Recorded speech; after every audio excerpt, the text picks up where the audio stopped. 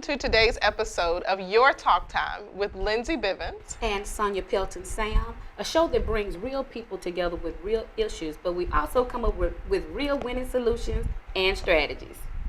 Well, we have an amazing show lined up for you guys today. We have the lovely Dr. Connie in the building. Thank you so much for joining us today. Thank you so much for having me. I'm excited to be here. Yes, yes. So tell us a little bit about yourself, Dr. Connie. Doctor, Pastor, Coach Connie. Yeah, see, which one do you want to know about? No. I'm excited to be here. I was born and raised in Houston, Texas, been here all my life, so yeah, I'm a Houstonian. You don't have a lot of Houstonians that live in Houston. So yes. Born and raised here, was a graduate from Madison High School, was actually a drum major in the band. That's what a lot of people don't know about me. I was a drum major in the band. Went to Sam Houston State University in Huntsville, Texas. Graduated with a degree in psychology, which has always been my innate ability to counsel. I've always, my sister's 4 years older than me, and she would be in college, and she would call me with her and her roommates on the phone and go, "My roommate has a problem. Can you counsel her?" And I go, "Give me the phone." And she would do whatever, and I say, "Hey, he doesn't like you. You need to leave him alone." And I'd never had a boyfriend, but some kind of way I had this innate ability to counsel, to give strategy, to coach people, and so here I end up being a life coach now. Awesome, Wow, awesome. Beautiful. So I would love to hear you. I know we have some of your books kind of lined up in front of you. I would love to hear more about the books you have in front of us. Yes. Oh, goodness. Let's see. The Master Orchestrator was the first book. That book was really a testimony about my son. At about 18 months, he swallowed a penny. Wow. I didn't know he swallowed a penny. He was really sick after Bible study one night, and I tell people all the time, God is the master orchestrator. If you think about an orchestra, when I was a little girl, you used to get a reward for perfect attendance, right? So you get to go to the symphony.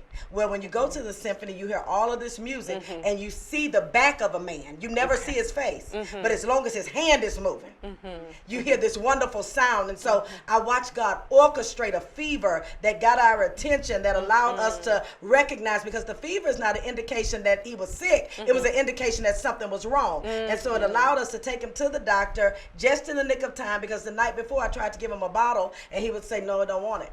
And by the time we got to the hospital and they did the x-rays, first it was a quarter. And through prayer, the quarter turned into a nickel, and the nickel turned into a penny. And they said that the penny was lodged in his throat just enough where a little air could get through. But had he taken the bottle the night before, he could have choked on the milk and died. And that's why I say God is the master orchestrator. The Bible says, Romans 8:28, and this we know, that all things work together for the good of them that love God. And so sometimes, even in the most traumatic experience, you may not see God's face, but as long as you see his hand, and he's always moving. So that fever is what got our attention, that something was wrong and that we needed to do something about it. Awesome. So the Master Orchestrator was birthed through that. And then we go to Dr. C's playbook, because one of my sayings is, in this game called life, everybody needs a coach. Whether you know it or not, everybody that we deem is great has somebody else in their ear. But the thing about the coach is, I'm not suited up, but I'm on the sideline of your life, throwing plays so that you can win. You can have a winning season every season if you have the right people in your life. All right. And so this book gives you key plays to win at this game called life. Yes. Then last but not least, it's 31 days to greater. It's 31 days to step into your greatness. They say that it's 21 days to create a habit. I believe it's 31 days to create a lifestyle. I'm tired of habits. I got enough of them. It's my habits that got me fat. It's my habits that got me in trouble. It's my habits that got my heart broke. But I believe when we create a lifestyle, things begin to change. And people have to understand and recognize that greater is on the inside of them, but you've got to be willing to step into it. All right. Ooh, that is good. Ooh, catching my breath. It's good. It's good now. So just tell us, like, your inspiration, like all the things you do now, like what really inspires you, what just keeps you going? Oh God, can I tell you the truth? My mother worked in corporate America for a long time, and she didn't, she got a GED, but some kind of way God opened a door of divine favor that she got a job that she didn't qualify for, made good money beyond her education, and had been on it for years. But she always kept talking about a dream. I want a bookstore. I want a Christian bookstore. I want a place where the saints can come and be educated and inspired. I want a bookstore. One day, we look up, and she quit her job. Wow. Took all of her savings and invested it in a bookstore. Now, the bookstore was a 6-foot table in the back of the church. And I'm thinking my mom has lost her mind. But the one table turned into 2 6-foot tables, which turned into 3 6-foot tables. To finally the pastor said, you got more tables and books than we have people. You need to find a building. And so then there was a building vacant the next door to the church. So we knocked the wall down and she started the bookstore. So I watched her be an entrepreneur. I watched her walk by faith. I would come downstairs at midnight while she's up doing her books and counting money and making sure things balance. And so she was my main inspiration because all through life she cheered for me. Yeah. And so I believe it's my inheritance. It is my responsibility to cheer for others and help them live their best life. Beautiful, Yes. beautiful, beautiful. That's exciting. I mean, you got me pumped over here. I feel like you're just pumping me up. Come on. Yes. This is beautiful. So I would like to ask, so I know you've written 3 books and I know you've touched on your coaching. And this show is about strategy, right? If you could give some strategy to women, so pointing out some things that we can do to begin to step into that greater. So touching on one of the books you've written. The first strategy I would give is make a decision. Most of us are afraid to make a decision, and so we live our life based on everybody else making a decision for us. Okay. Yes. So if you want to walk in authority, if you want to walk in your true essence, your true power, you have to make a decision. Yes. You have to decide to be great. And once you make that decision, then doors begin to open. The Bible says that the steps of a good man are ordered by the Lord. But if I don't decide to step in the steps that have already been stepped, I'll never get nowhere. Amen. And so I have to make a decision. So I would tell every woman to make up your mind. Stop being on the fence. Yes. Stop waiting on somebody's approval. Stop thinking that you need somebody to co-sign what God told you to do, the dream that you had, the vision, the goal. Sometimes we're always waiting on somebody. And truth be told, the one we waiting on is waiting on somebody. Yes. So we have to make a decision. And here's the reality. If we don't, we just did. Yeah, that's a decision too. Yeah, not to make one is a decision. And so a lot of us are stuck because we are afraid to decide. So the first thing I would say is to make a decision to be great, to step into your greatness, to be all right, to let the light shine. And so that means I need to now surround myself with people that are not afraid of my light. Most of the time we're in rooms where we feel like we have to dim down and dumb down because people can't handle your shine. That's it. Okay now, Dr. Connie. Okay. Yeah. So look, what about a strategy? So stepping into this a little bit about being around people who, you can feel, right? When people are insecure or they feel, another word I would say, intimidated is the word I'm really looking for. When people are intimidated by your greatness, what can you tell our viewers how to identify those kind of characters? When I'm in a room, I never look at the people that clap for me. I look at the people that don't. Yes. And sometimes the ones that don't are the ones that roll with you. And so those are key signs to look for. It's the closest people to us that oftentimes are intimidated about our successes or about our greatness. And a lot of times they're family members. Yeah. They're the closest friends that have seen us struggle, and now we're on top. You think they would celebrate it, and you're so confused. But guess what? It's okay, and it comes with the territory, because when I step into my unique divine purpose, I have to remove myself from those that are attached to me to those that are assigned to me. 2 different groups of people. Wow. Some people are attached to me because we grew up in the hood together. Because all you'll ever know me as is Lil Connie. But when God shifts me and elevates and promotes me, then he sends those that are attached, that are assigned to me. They're assigned to what I'm carrying. They're assigned to my person. They don't even know my name. They don't know where I came from. They know my mama. But they know that there's something great, and they have an assignment to help me get to the place called there. And so we have to be willing to release those that we're attached to. And sometimes it's from familiarity. It's emotional attachment. We believe that we owe them something because when we didn't have money, they took us to eat. Get over it. Yes. Because the only way, if I'm the smartest person in the room, we in trouble. And so sometimes to elevate, I've got to change my circle. I have to get around people that make me reach, that make me want more, that make me think that I can be better than what I am. Yes. So we got to shift. Gotta shift. So, Dr. Connie, let's talk about coaching. Sure. So you are like the master coach, right? But the good thing is that you're like a midwife that births out coaches. So let's talk about that. Let's talk about birthing out coaches. How does that work? So When I first started, again, my background is in psychology. So when I first started, it was a conference that I normally do, and I had people coming to me because this is when life coaching was trendy, right? And so everybody was saying they were a coach, but they had no tools, no strategy, and so people were calling and saying, "I gave this person my money. I went to meet with this person, and nothing happened. They never called me. They never did anything." And so the Lord gave me a mandate. He said, "I want you to create a manual," because some people really did have a sincere desire to help people, but didn't know where to start. So He told me, create a manual and start training people. At least give them some tools and principles to help people. So one conference, I decided that I'm gonna do a one day intensive life coach certification. Again, if your dream doesn't make you excited and scared, it ain't the real dream. You ought to be excited, but your knees knocking at the same time. And I'm thinking, nobody's gonna register for this. 25 people showed up. I'm talking about black, white, Hispanic, Oriental, and I'm in the room like, what have I got myself into? And so I had a mandate to certify 100 coaches. We have doubled that already. Awesome. Congratulations. And so that's what we were doing in Jacksonville. We've been in Jacksonville. We've been in Tallahassee.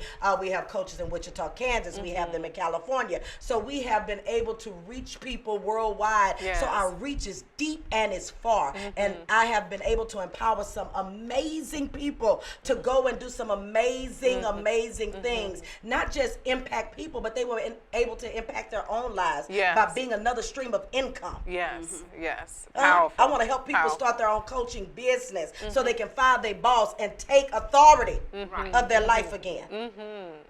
This is great stuff. I mean, it's exciting. Just listening to you is exciting. I want to hear, you touched on a conference. So do you host a conference? I do. And what we're doing this year, I actually, every year in May, I do an annual conference. And so this year I decided to take the conference on the road because it's always been my desire to bring empowerment to different cities. Just pop up in a city and spend the day. And so we're actually doing the Winner Circle Tour. Okay. Congratulations on the tour. So you're talking about one day, one stage, 5 coaches with one mission to empower. All right. That's wonderful. So let's go back to coaching. Like, tell people about different kind of coaches, because I think when people think about coaches, they just think about life coaches. So they need to know that there's different type of coaches. So kind of talk to the audience about that. Okay. And first let me say this, because I know a lot of times when people say they're a life coach, we think they're an undercover preacher, we think they're a mentor, we think they're a consultant. There are none of that. That is not what we do. A life coach, our simple job is to help you move forward. I don't want you to lay on my couch. I don't want to hear your backstory. I want to know, are you ready to move forward? And so there are different types of life coaches, or if you would say a niche or a specialization. Some people specialize in career coaching. Some people are relationship coaches. Some people are Christian coaches. Now, guess what? I'm a Christian, but I don't label myself as a Christian coach because I know my target audience is not just the saints. Okay? And so then there are executive coaches. Book publishing. Book publishing coaches, who help you birth your baby, your book baby. There's so many vision coaches, strategy coaches. We have an administrative coach in the audience. She helps administrators be great and change their perspective about what it is that they do. So there are a variety of coaches based on your needs. And so it's not enough to just find a coach. You need to find a coach in the area that you need coaching in. Awesome. Somebody who is great at what you're weak at. Right. That's a good distinction to make. It is. So, like, what has really been the biggest impact? Like, right now, I guess within the last 2 years, the biggest impact in your life that's really launching you forward right now? You know what's launching me forward right now? It's been about a year now, a year and a couple of months. I went to speak at a church, and I had to pass by my mom's house, so I dropped my kids off at my mom's. It was a Friday night. I dropped them off at my mom's. I came back after the speaking engagement, picked the kids up. It was my mom, her grandkids, and my sisters, just me and my sister. And we were there, and we were talking. We had ate, we laughed, and all of that. I want you to know, by that Sunday, my mom was dead. Wow. So you want to know what pushes me? Her life. Her death made me more committed to live. My slogan, my mantra used to be, to live your best life.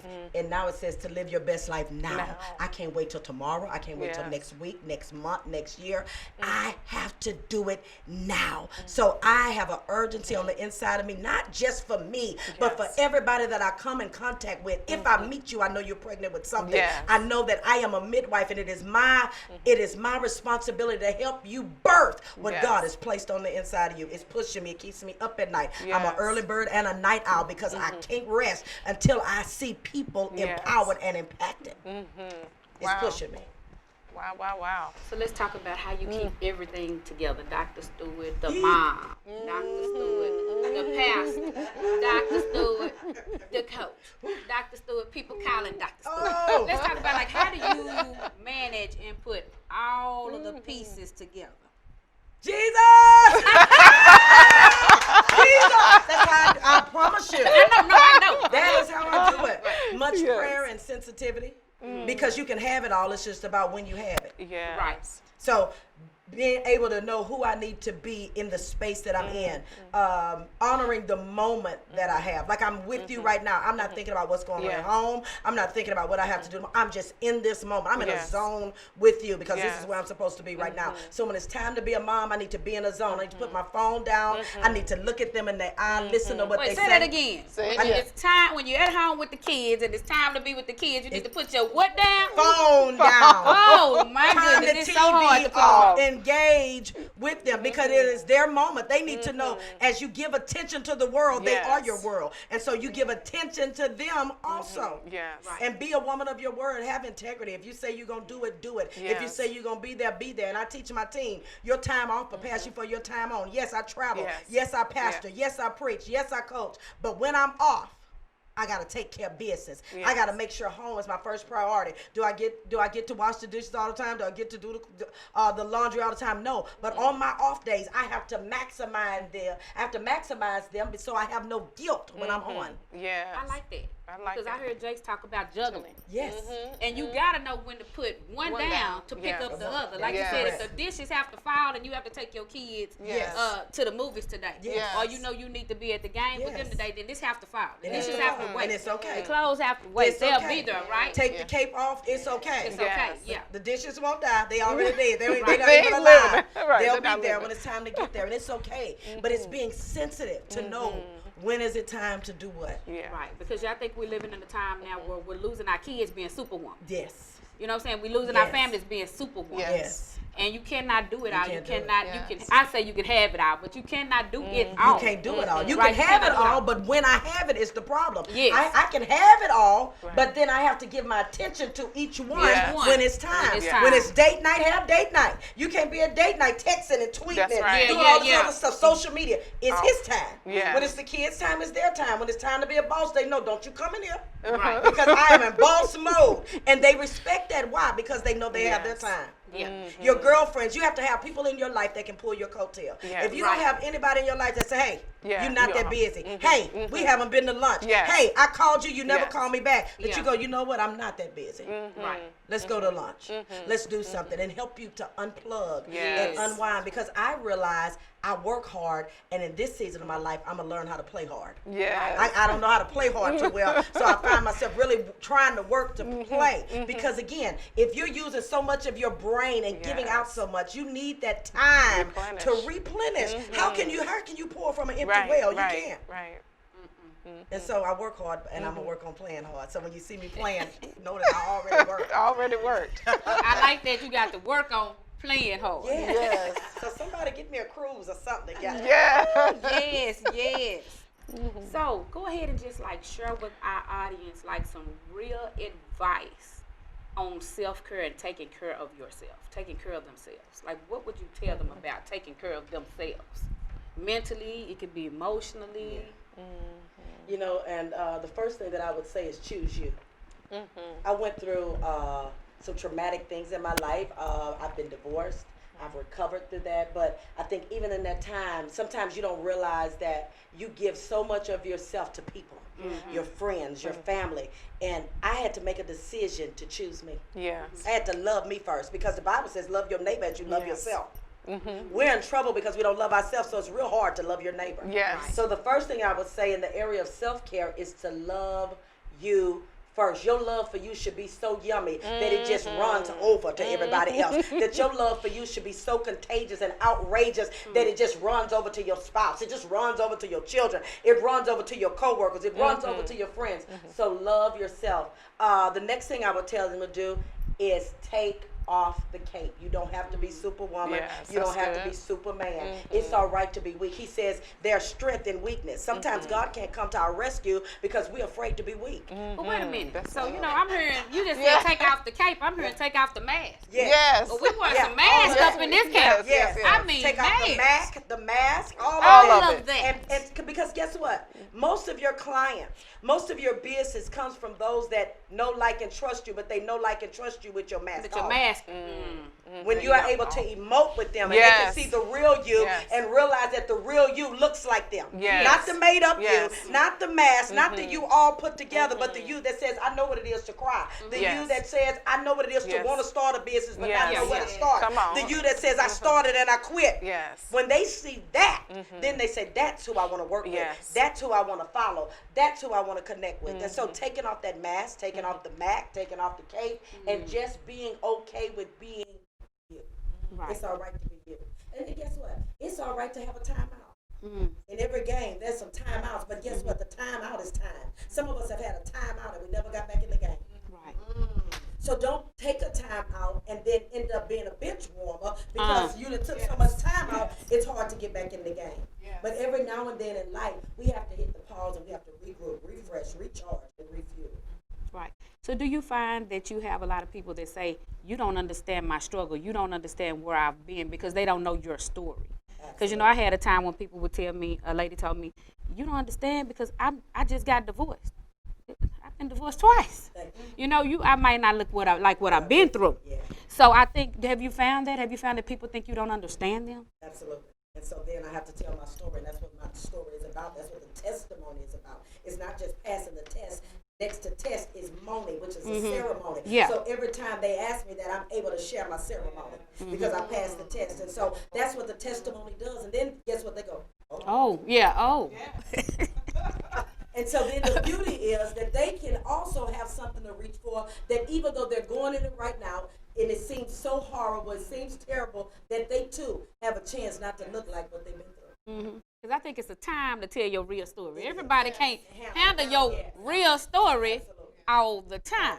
So you have to know when God is telling you to tell your real story. Yes, yes. So I want to ask this. I think in the heat of the moment, Yes. and I love the heat of this moment. Yeah. So I want to ask something, more when you begin to talk about the cape. So Okay. we kind of touch on the cape. I find that a lot of people have this achievement. They attach their sense of value to achievement, and that's where this cape comes in. How would you suggest that women? I think within more than men, but how can women navigate the process of releasing the I think to release the cape is that I have to know that even though we're all in a race, we're not racing against each other. We might all be on the track, but my race is totally different from yours. We all running, but we're running our own individual race. And sometimes just because I'm on the side of you, it may look like I'm running against you, but I'm never against you. I'm always for you.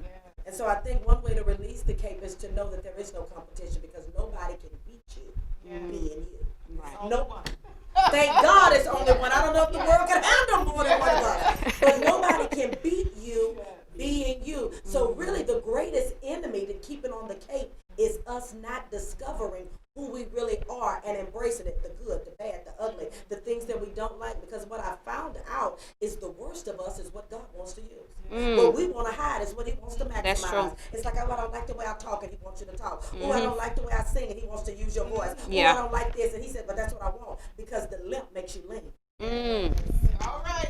It's the thing that cripples you that makes you know that you need him to walk this thing out. Ooh. And I am a boss, but God is my CEO. Yes. I work for him and I never forget it. I may own the company, but he is my boss. Oh, yes. Yes. So tell them, Dr. Connie, how can they get in touch with you and get some of these books? Get in touch with me. You can go to my website, which is www.lifeinbloom.org, lifeinbloom.org, or you can reach out to me on Facebook, which is Pastor Connie Stewart. Instagram is Dr. Connie Stewart. Any of those ways, and you can get it. Now, what about these life coaching classes? How can people, if they say, hey, I want to become a coach, I know I'm called to help other people. I've been helping other people, but I have not been getting paid to help other people. And so now I want to get certified to go help people. How can they get certified to help people? Absolutely. You can also go on the website, too. We actually have a class this Saturday at 10 a.m. And you can go on my website again, lifeinbloom.org, and you can register online, and we can definitely put you in the class. And let me say this even about coaching, because a lot of times we are unofficially coaching all the time. Some of us have an innate ability to just help people to strategize. And isn't it amazing that people will go and take all of your information, implement it, come back and tell you they did and how much money it made them, and they never give you a referral fee. They never even take you to lunch. Shame on you. And so that class is designed to help you package your genius. It lets you know that there's value in your voice and turn your conversations into coins. Come on here. Oh, your conversations in the coins. Oh, not the ching ching. Yeah. So for everybody, this is actually my coach. The coach have a coach, right? The coach needs a coach. So this is actually who I got certified under for life coaching. So, I always have. Thank you. So, let's see, share just a little bit more advice. Give them like 1 minute of just advice. Something to impact them hard in their life right now. Something life-changing. You know what? What do I feel like talking about? I talked about this. I think I did a Facebook Live about it, so I'll talk about it a little bit. I was talking about your commitment. And so I often tell people about your why. If your why is not big enough, you won't. I'm talking about your why, your reason. Why do you get up in the morning? Why do you do what you do? Why are you burning the midnight oil? Why are you working so hard? Why did you do this show? Because guess what? Life will happen. And if our why is not big enough, we will succumb to the excuses. We'll succumb to what our bank account is saying. We will surrender to what the voices around us are saying. And so I want you to make a commitment. Make your why big enough. I'm telling you, this is not a season to quit. This is not a season to throw in the towel. This is not a season to give up. If you want it, you've got to go get it. Your breakthrough is not on the couch, but it is one step out of your comfort zone. And I'm telling you, it's time to get to stepping. What you want is waiting on you, but you got to go get it. All right, and on that note, we want to say thank you for watching another episode of Your Talk Time with Lindsy Bivens and Sonjia Pelton-Sam. And don't forget to check out our Facebook page, Your Talk Time.